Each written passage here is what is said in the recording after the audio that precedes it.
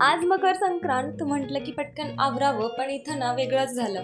मी तर देवपूजा केली, त्यानंतर पार्सल आलं. म्हटलं पार्सल ओपन करून बघावं, पण नेहमीप्रमाणे म्हणजे आजकाल काय होतंय माझ्या बाबतीत ना, सगळे पार्सल ना एकतर चुकीचे येतात आहेत, नाहीतर साईजनी ना कमी नाहीतर जास्त असंच व्हायला लागले. मिशोवाले का असे करतात आहेत मला खरंच समजत नाहीये.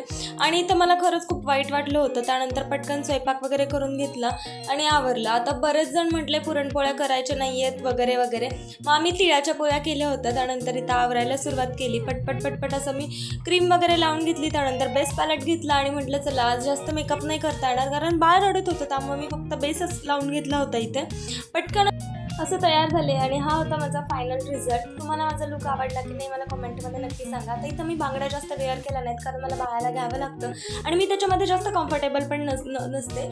आणि इथं मी छान हेअरस्टाईल वगैरे पण केली होती आणि प्रत्येक बाईच्या डोक्यात गजरा बघून मला लय भारी वाटत होतं. त्यानंतर मंदिरात पोहोचायला गेले आणि असं होतं आजचा माझा दिवस. चला भेटू उद्या.